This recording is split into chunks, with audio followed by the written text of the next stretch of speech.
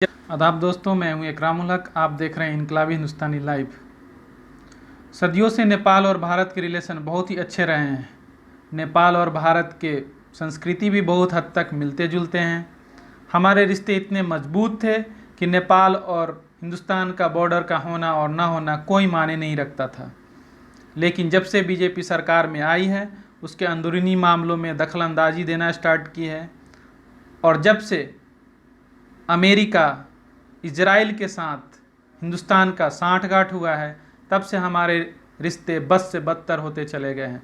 आज हालात ये हैं कि वो हम पे गोली चला रहा है और उस पर पूरी तरह कंट्रोल चाइना का हो चुका है।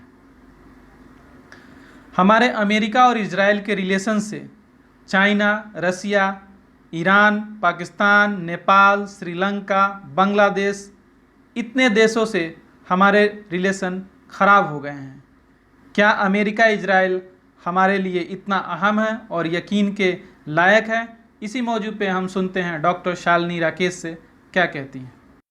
नेपाल ने भी अपना नक्शा बदल लिया है और 56 इंची जो इंडोनेशिया और अफगानिस्तान तक की भूमि को स्वर्ण भूमि बता करके अखंड भारत का दावा कर रहे थे, अब हम उनसे बोलना चाहते हैं कि उस अखंड भारत के नक्शे को अपनी जेब में रख लीजिएगा और जो भूमि हमारे पूर्वज हमें सौंप करके गए हैं उसी भूमि को संभाल लीजिए।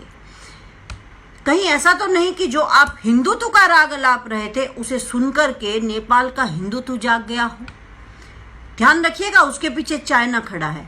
हमारे पीछे भी रूस खड़ा होता था जो चाइना को कंट्रोल में रखता था। उसका हाथ आपने झटक दिया है और ये अमेरिका नाम का भोंपू आपके किसी काम आने वाला नहीं है। और फिर दूसरों की क्या गलती है?